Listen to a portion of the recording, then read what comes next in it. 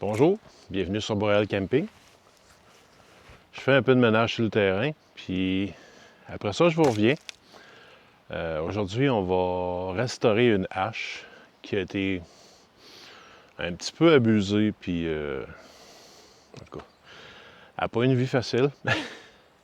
Fait qu'on va, dans la vidéo, changer le manche et refaire le profil de la lame, puis la réaiguiser.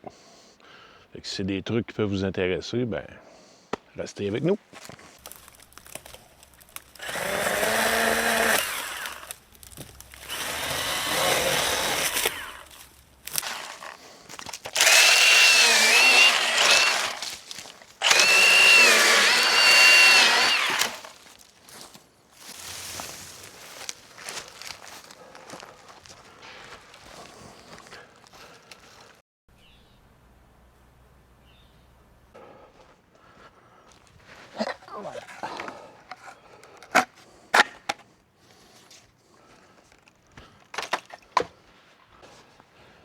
On va aller voir ce qui reste debout de l'arbre. On va regarder c'est quoi les indices qui pouvaient nous dire que cet arbre-là allait casser comme ça d'un coup sec. Pourquoi? Donc, petite parenthèse avant de faire notre hache. Fait que je vais expliquer ce qu'il y en est comme ça, puis je vais mettre les détails dans le coin à l'écran, les close-up, tout ça. Fait que premier indice, il y a un gros nid de fourmis dans la base. On voit beaucoup de trous. Puis il s'écoule plus de sève. Et si on regarde plus haut, aussi, l'arbre, il y a beaucoup de dommages. Il y a un peu partout des clous, des vis. Et beaucoup de trous d'insectes, de fourmis puis d'autres insectes. Là. Si on enlève l'écorce, qui est très facile à enlever, ça c'est un autre signe.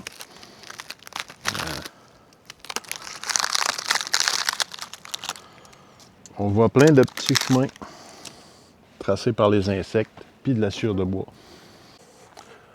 Fait que si vous avez un spot qui vous intéresse, qu'il y a un arbre mort debout comme ça, proche, ça vaut à peine d'examiner s'il y a beaucoup d'activités d'insectes, puis tout ça. Parce que s'il y en a beaucoup, il est vraiment à risque de casser. Donc, ils sont à faire attention doublement.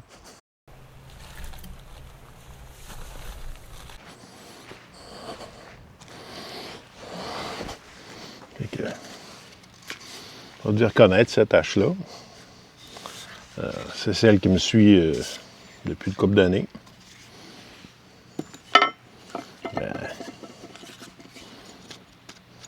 On a sa jumelle ici. Puis elle, ben, elle a eu la vie pas mal plus dure. On peut voir les dommages aux manches. Très honnêtement, ce manche-là pourrait probablement faire encore un petit bout. Mais j'ai deux haches identiques. Ce que je voudrais faire, c'est en avoir une avec la même tête, mais un peu plus courte. C'est ce qu'on va faire. On va installer ce manche-là qui est 2,5 pouces plus court que l'autre. La tête, ben, est passablement ébréchée.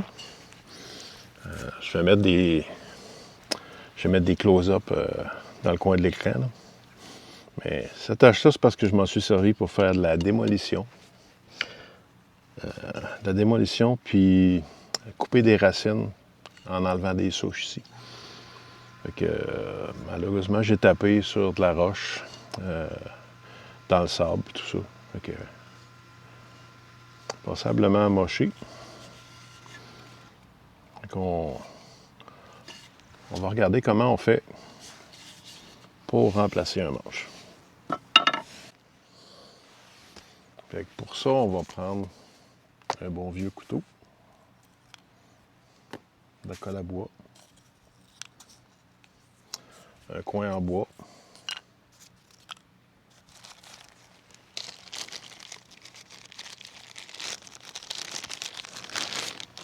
des inserts pour écarter le bois pour rendre ça bien serré.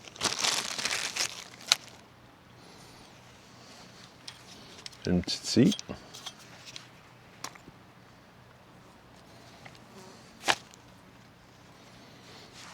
Une lime de machiniste.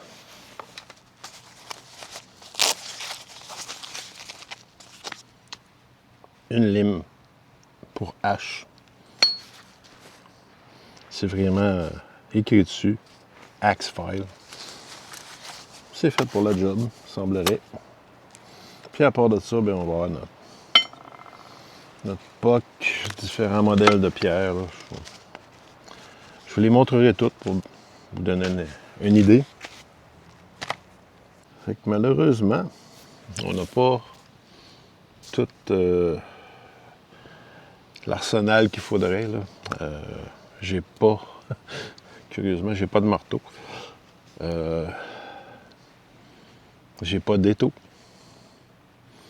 Fait qu'on va faire ça pas mal à la bonne franquette. Mais vous allez voir, c'est pas tant sorcier. Même sans tout l'équipement, là, ça se fait. Bon. Là, je gruge le tour ici. C'est parce que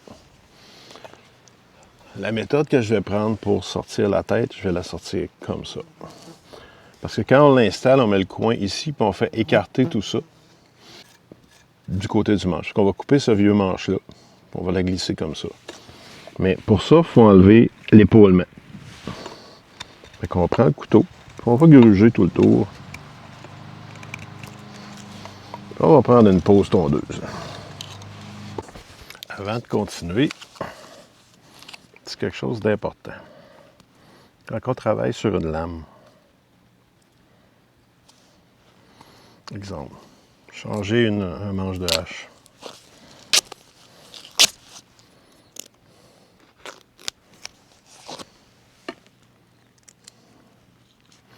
Une bonne pratique, c'est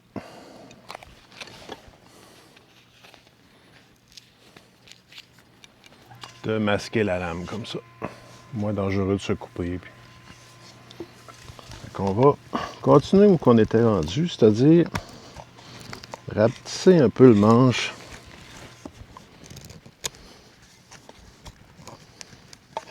à l'endroit où s'installe la tête.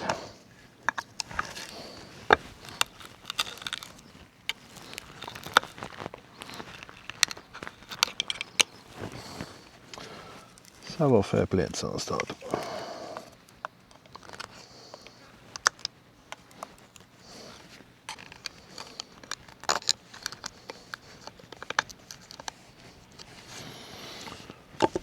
Ça, prenez pas un couteau que vous venez d'affûter. Parce que des fois, on le frotte sur la tête, puis ça laisse des... C'est pas trop bon. Pas. Donc là, on va couper le manche.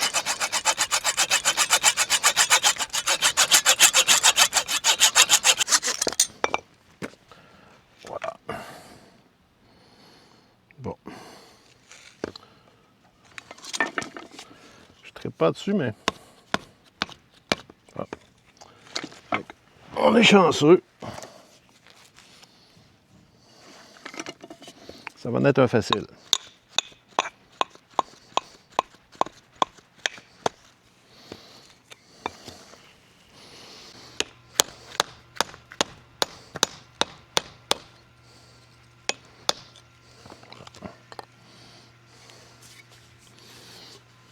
Oups.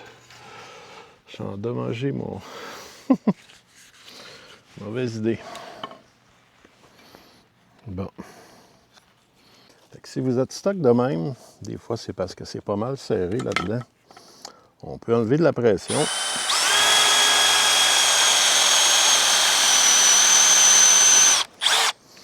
C'est important, par exemple, de ne pas prendre des mèches neuves. Parce que ça frotte sur le métal des fois. Puis...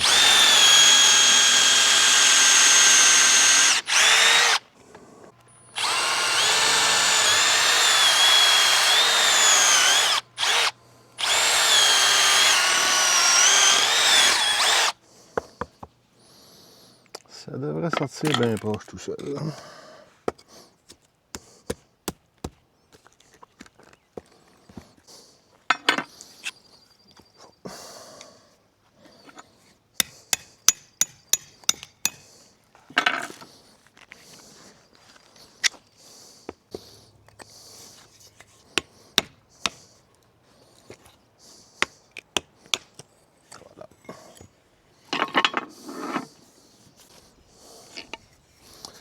Pour installer ça,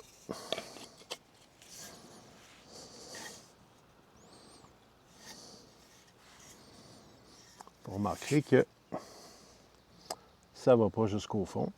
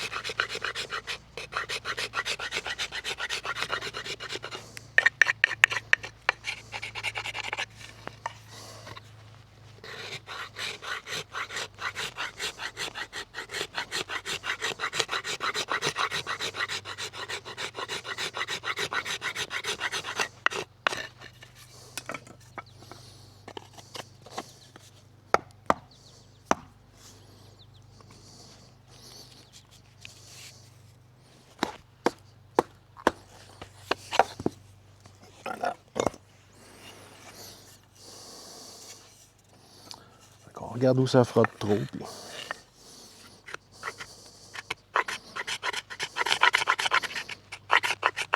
on enlève un petit peu de matériel.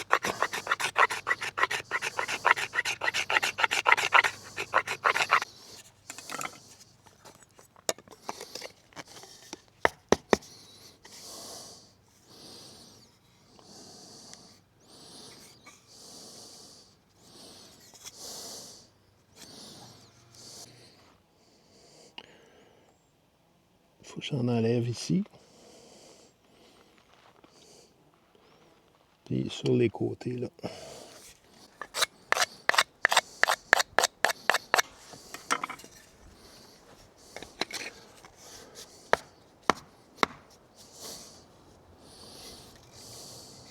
Il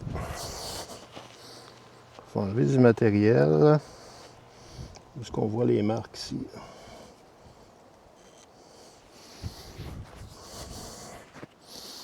Il ne faut pas en enlever trop. Parce qu'à un moment donné, il va falloir la descendre vraiment de force.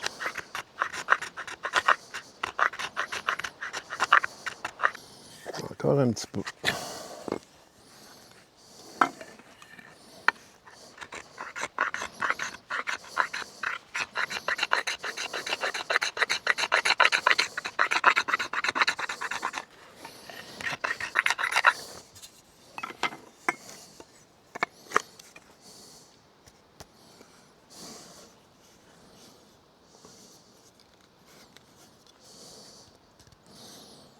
Oups. C'est un nouveau problème. Il faut tester le bon bord, c'est bien important.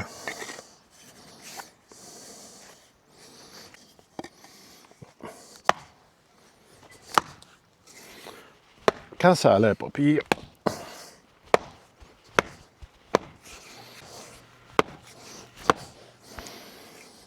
ce que je veux, c'est qu'elle dépasse un tout petit peu, là.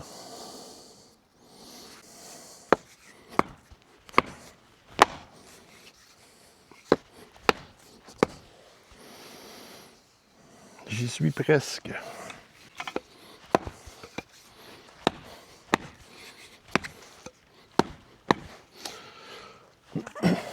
Ici, je pense qu'on n'est pas pire. Rendu là.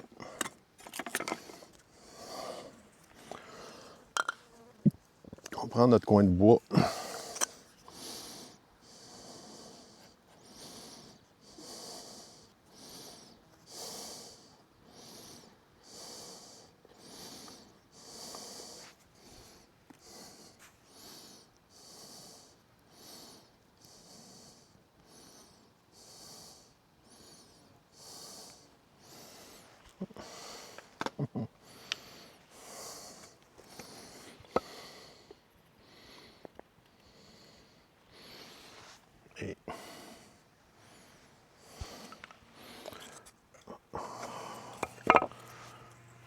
rajouter un petit bout.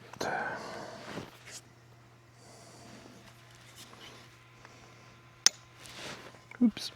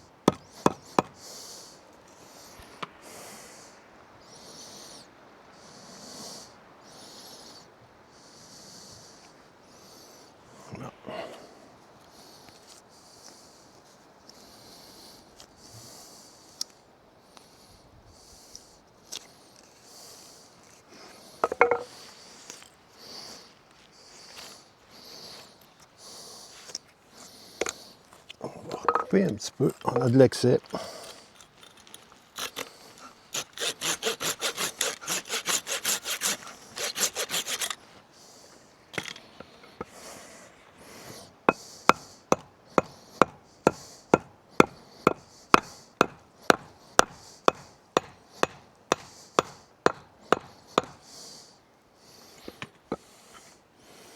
Puis on va venir installer dans l'œil en haut notre insert.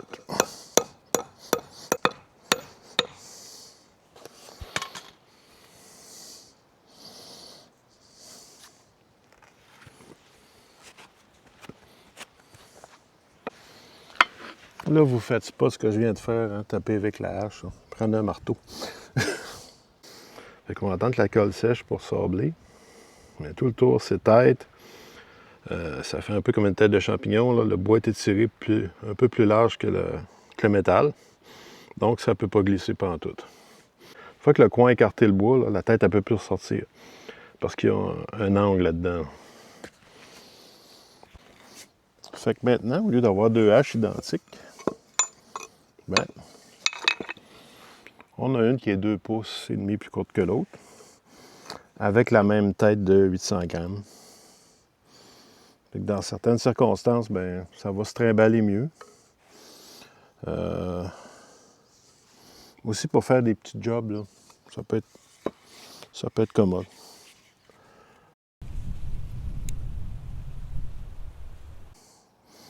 Pour refaire le profil, on va utiliser une méthode avec un chiffon. Le chiffon, on va le plier. On va prendre notre lime. On va regarder l'angle que ça nous donne.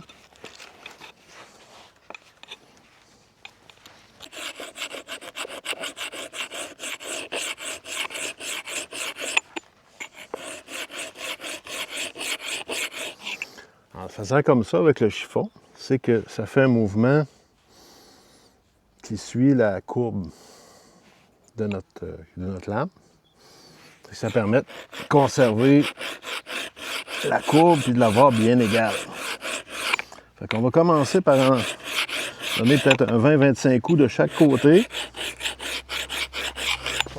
Oups. Ça irait mieux qu'un étau, là.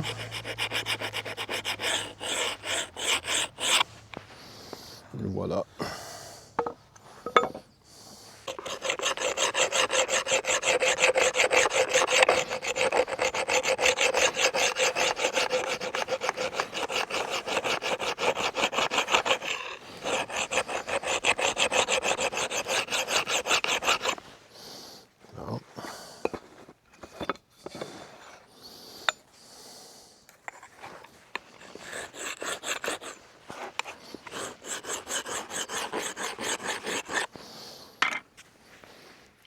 Rajouter un pli.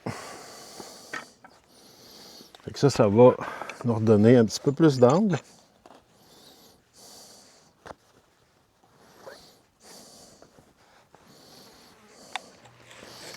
Fait qu'on va aller user un petit peu plus loin sur le bord de notre lame.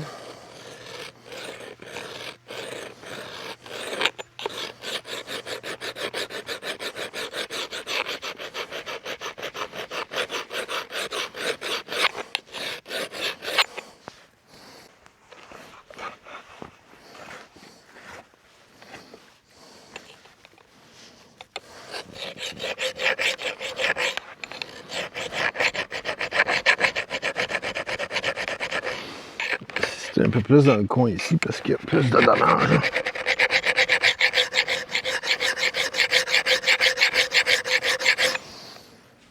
Ici, un petit peu de travail à faire. Il reste ces ébréchures ici. Le coin là, il est déjà pas pire beau. Fait que, on va continuer encore.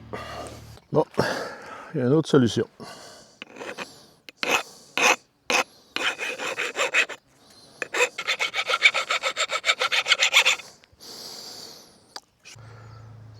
Notre profil maintenant, il est beau. On n'a plus d'ébréchures. Fait qu'il reste à faire l'affûtage comme tel. Fait qu'à ce temps qu'on a dégrossi le profil de la hache, qu'on a enlevé les dommages, les ébréchures, mais on va affûter avec la pierre. Je pense qu'on va être correct.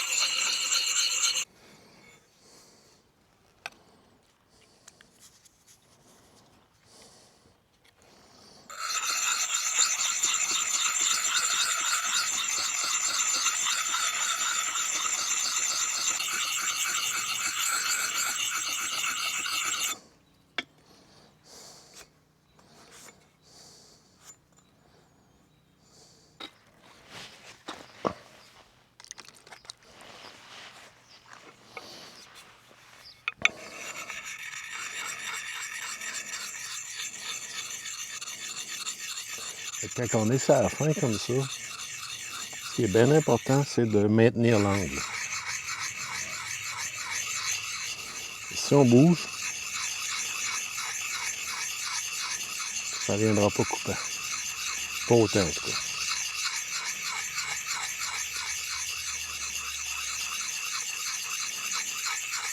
Il y a bien du monde qui vont affûter jusqu'à temps que ce soit coupant comme un rasoir. On va le faire de même, je pense.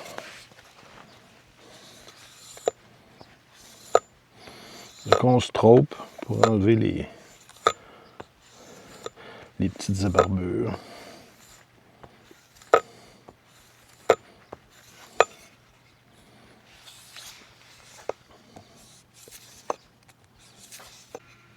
Là, c'est pas pire coupant.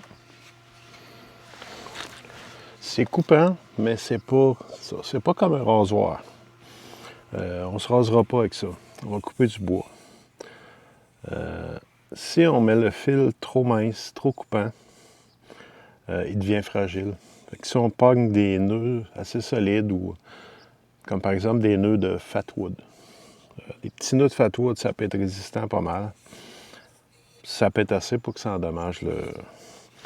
Mais ça coupe quand même raisonnablement. Là.